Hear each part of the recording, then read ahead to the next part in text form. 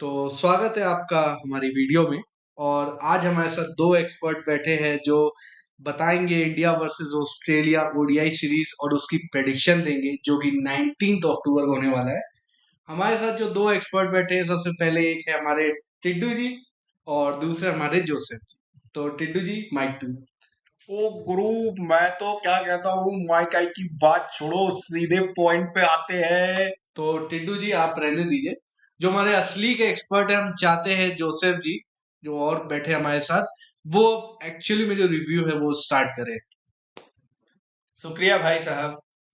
तो जैसा कि आप लोग को पता होगा, इंडिया का प्लेयर का सिलेक्शन हो चुका है ऑस्ट्रेलिया सीरीज के लिए। तो हमारे पास टोटल 15 प्लेयर हैं, जिसमें से हमारे पास 5 बैटर हैं, 5 बॉलर हैं। एक सेकंड में आपको रोकना चाहूंगा। ओ गुरु, मैं तो ये पूछना चाह रहा हूँ, इतना पर्थ का विकेट है हरा भरा, जिसपे फास्ट बॉलर ही तूती बोलेगी, उसमें जानना चाहता हूँ कि अपना यॉर्कर किंग जसप्रीत, अपना जस्सी जो है, कहाँ पे स्टैंड करता है।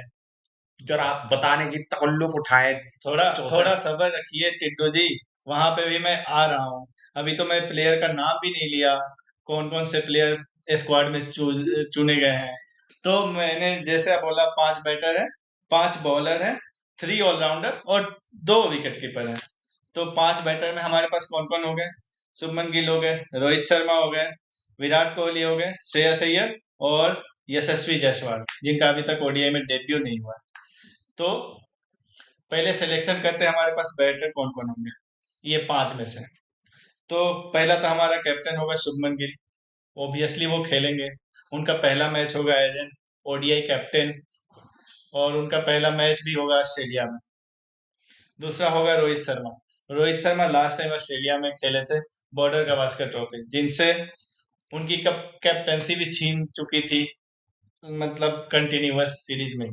लेकिन तो आप थोड़ा सा गौतम गंभीर से मतलब थोड़ा नाराज लग रहे हैं, इसका क्या रीजन है? तीसरा नंबर पे है हमारे पास किंग कोहली, जो कि लंदन से सीधा फ्लाइट लेकर दिल्ली है और दिल्ली से सीधा गया वहां। भाई साहब अपने गुड़गांव में घर पे भी नहीं गया। गुड़गांव का घर तो बेच दिए ना वो। बेचे नहीं, अपने भाई के नाम किए, अच्छा वो तो भाई थोड़ी निकाल दिया होगा। और चौथे नंबर पे हमारे पास श्रेयस अय्यर है। इनसे पता नहीं क्यों दुश्मनी थी इन लोगों की, बट इनको इंक्लूड किया गया है। तो देखते हैं कितने मैच अय्यर को खिलाते हैं ये लोग।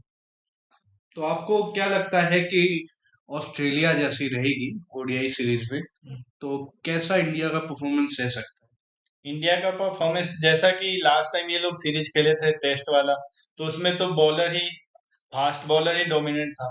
तो फास्ट बॉलर सेलेक्ट करेंगे और बैट्समैन सेलेक्ट करेंगे, और ऑलराउंडर भी होगा, तो एक उनके पास स्पिनर वाला करेंगे ऑलराउंडर, और एक हमारे पास फास्टर वाला ऑलराउंडर होगा। है? टिड्डू जी आपका कोई सवाल?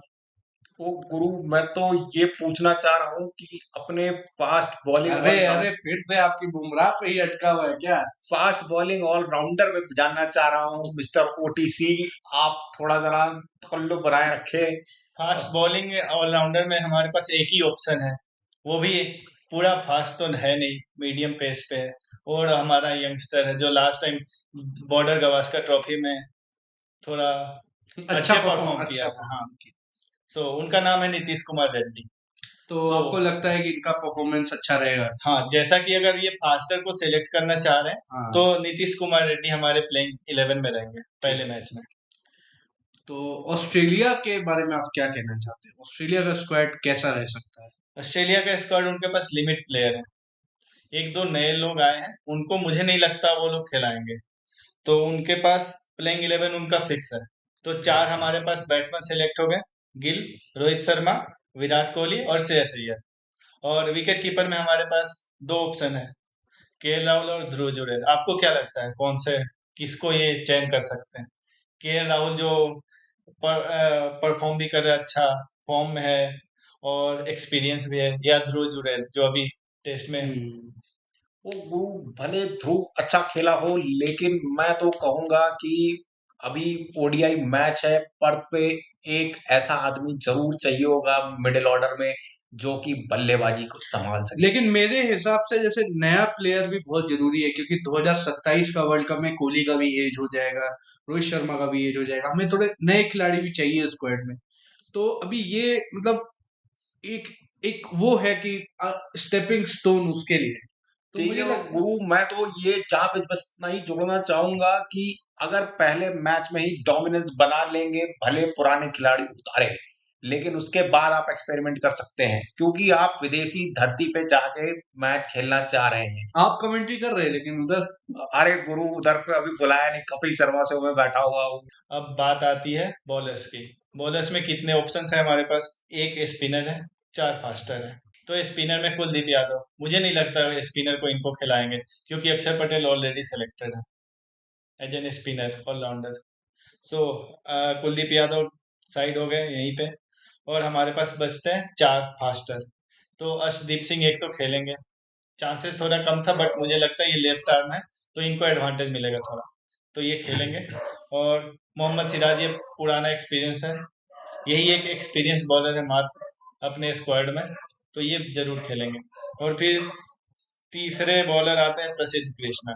ये तो पता ही नहीं क्यों प्रसिद्ध है, मतलब इनको खिलाते क्यों है मतलब।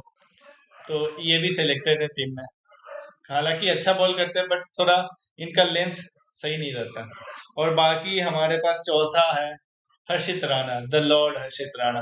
आई don't know why, how how he selected. Must be some video और समथिंग। हाँ, मे भी गंभीर भाई साहब का कोई प्राइवेट वीडियो है उनके पास, क्योंकि हर एक मैच में, हर एक सीरीज में वो सिलेक्ट हो रहे हैं। टिड्डू और जी यहाँ बैठे बड़े उतावले हो रहे हैं, कुछ बताइए आप जनसंख्या के लिए हर्षित राणा पे आप क्या बोलना चाहते ओ गुरु, मैं क्या बताऊं राणा के बारे में। राणा जी, मुझे माफ करना, गलती मारे से हो गई। हैं? जोसेफ जी, मैं एक बार फाइनली आपको एक बार पूछना चाहूंगा कि फाइनल स्क्वाड इंडिया का क्या होगा। आप एक बार नाम बाय नाम लिस्ट एक बताइए हाँ, प्लीज। मैं ओ बता रहा गुरु, हूँ। मतलब कि प्रिडिक्टेबल, हमारे जो हाँ मोस्ट प्रिडिक्टेबल और प्रोबेबल 11 होने हाँ, वाली है। जैसा कि टिड्डू जी ने बोला, प्लेइंग 11 के बारे में बात करते हैं। तो हमारे पास पहला नंबर पे होंगे शुभमन गिल, दूसरे पे होंगे रोहित शर्मा, तीसरे पे होंगे विराट कोहली, चौथे पे होंगे श्रेयस अय्यर, और पांचवे पे हमारे पास विकेट कीपर बैट्समैन के राहुल। उसके बाद बारी आती है ऑलराउंडर्स की, अक्षर पटेल, और उसके बाद नीतीश रेड्डी। और फिर आते हैं लास्ट के चार फास्टर बॉलर, अर्शदीप सिंह, प्रसिद्ध कृष्णा, हर्षित राणा एंड मोहम्मद सिराज। तो ये हमारे पास हो गई इंडिया की प्लेइंग 11। इसमें हमारे पास एक लेफ्ट हैंडेड बैट्समैन है, बाकी रिमेनिंग राइट हैंडेड है। तो अब मैं एक और चीज जैसे अपने पूछना चाहूंगा कि हाँ, हमारे सामने जो चैलेंज है हमारा ऑस्ट्रेलिया, तो आपने उसके बारे में कोई बात नहीं करी। टिड्डू जी, आप कुछ कहना चाहेंगे ऑस्ट्रेलिया के बारे में? जी हाँ, मैं तो बस एक दो चीजें ही यहाँ पे पॉइंट आउट करना चाहूंगा कि ऑस्ट्रेलिया अपनी खुद की सरजमी पे खेल रही है, तो टैक्टिकल एडवांटेज एक उनके पास है ही। तो क्या उनके फास्ट बॉलर पे क्या इतना दम है कि हमारे टॉप ऑर्डर की धज्जियां बिखेर सके? जोसेफ, दो वर्ड में बताइए। हाँ, मतलब दो ही वर्ड होने चाहिए। पहली बात तो नहीं कर पाएगी। एक तो उनका जो कैप्टन है पैट कमिंस, वो नहीं खेल रहे हैं, यहाँ पे मिचेल मार्श खेल रहे हैं, और उनकी कैप्टेंसी अच्छी नहीं है, वरना अच्छी होती तो वो T20 वर्ल्ड कप जीत सकते थे, जैसे वो ODI जीते। तो तो यहाँ पे एक बॉलर, उनकी मेन बॉलर कमी हो जाती है, और दूसरा कैप्टन भी वही थे, तो कैप्टेंसी भी कमी हो गई। और तीसरा, और उनका जो मेन बैट्समैन है स्टीव स्मिथ, वो रिटायरमेंट ले चुके हैं, तो उनका मिडिल ऑर्डर थोड़ा कमजोर हो गया पहले से। गुरु, मैं वहां पे बस एक बात ये कहना चाहूंगा कि ट्रेविस हेड तो, जी हाँ, उनको इंडिया देख के पता नहीं कौन सा भूत सवार हो जाता है। तो क्या अब तो वो अपनी सरजमी पे क्या अलग ही भूत सवार रखेंगे कि उनका बल्ला शांत रहेगा? देखते हैं, यही सबसे बड़ी खतरा इंडिया के सामने ट्रेविस हेड ही है। बट जैसा कि एक्सपीरियंस से मैं बता बता रहा हूँ, वो नॉकआउट और मल्टीनेशनल सीरीज में ही चले हैं, बाईलेटरल में वो अच्छा परफॉर्म नहीं करते, तो यहाँ पे थोड़ा एडवांटेज मिलती है। पता नहीं ट्रेविस हेड को मल्टीनेशनल टूर्नामेंट्स में परफॉर्म करने का मजा आता है इंडिया के अगेंस्ट। और ऊपर से जब रोहित शर्मा कैप्टन होते हैं तब पार्टिकुलरली, तो रोहित शर्मा कैप्टन नहीं है, तो यहाँ पे एक और लग रहा है एडवांटेज। क्या पता गंभीर ने तभी कैप्टन से हटाया हो। May be it's possible, that's the point, may be. तो टिड्डू जी, तो अब गुरु, तुरंत शुरुआत कर दो। ऑस्ट्रेलिया की स्क्वाड खड़ा खड़ा, जल्दी ठोको ठोको जल्दी। चलो, ठोकता तो उनके पास पहला Matthew Short, Matt Renshaw, Travis Head, Labuschagne, Mitchell Marsh, Josh Philippe, और Mitchell Starc, Hazlewood, Nathan Ellis, Mitchell Owen. और उनके पास दो और प्लेयर ऑप्शन है, जिनमें से कोई एक को ही खिलाएंगे, या तो ऑलराउंडर कूपर कोंडोलेली और या तो मैथ्यू क्यूनेमैन द बॉलर। तो अब हम टिड्डू जी से कोई एक फाइनल फाइनल 2 वर्ड्स और जो उनके इनिशियल क्वेश्चंस, क्या वो संतुष्ट हो गए या अभी भी उनके मन में कुछ है? तो गुरु, मेरे को अभी भी जोसेफ पाजी ने ये नहीं बताया कि अरे हाँ जसप्रीत हाँ हाँ हाँ, के याद आया, बुमराह सही खेलेंगे किया कि आपने नहीं। याद दिला दिया। जब मेन पॉइंट तो यही था, हाँ, जसप्रीत बुमराह क्यों स्क्वाड में नहीं है, क्यों उनको वरना चुना ही लोग नहीं गया। हमारी वीडियो पे गाली देंगे कि ये हाँ, लोग कह रहे हैं जसप्रीत ऑब्वियस बुमराह। ही बात है। हाँ, अब मैं बताता हूँ, इनके भी 2-3 पॉइंट्स हैं। पहला, 2026 में हमारे पास T20 वर्ल्ड कप है, जिसमें हमारे पास जसप्रीत बुमराह रहेंगे मेन बॉलर, और उनका हेल्दी रहना ज्यादा इंपॉर्टेंट है। अगर ये बाईलैटरल सीरीज ऊपर से ओडीआई में गए सेलेक्ट होकर वो खेलेंगे, तो फिर इंजरी होने का ज्यादा चांस है, क्योंकि उन्हें 10 ओवर बॉलिंग करना पड़ेगा और 3 मैच खेलना होगा, और 10 ओवर बॉलिंग फील्डिंग भी करना होगा। अगर मान लीजिए कुछ इंजरी हो गई, तो हमारे पास वर्ल्ड कप जस्ट अप्रैल में शुरू होने वाला है, तो फिर उनका 6 महीना 7 महीने का रेस्ट, और फिर वो आउट ऑफ फॉर्म हो जाएंगे। फिर वही 2022 वाला जो T20 वर्ल्ड कप हुआ था, वही वाला हाल हो जाएगा। तो ये इंडिया फिर से वो गलती नहीं दोहराना चाह रहा है, इसलिए बाईलैटरल में। और आप जैसा कि बोल रहे थे एक्सपीरियंस और यंगस्टर का, तो बॉलर्स में हमारे पास मोहम्मद सिराज के अलावा सारे अनएक्सपीरियंस्ड है और सारे नए प्लेयर हैं। तो मुझे लगता है टिड्डू जी अब हम एंड अपना कन्वर्सेशन को कर सकते हैं, और आई थिंक आप सेटिस्फाइड हो गए होंगे।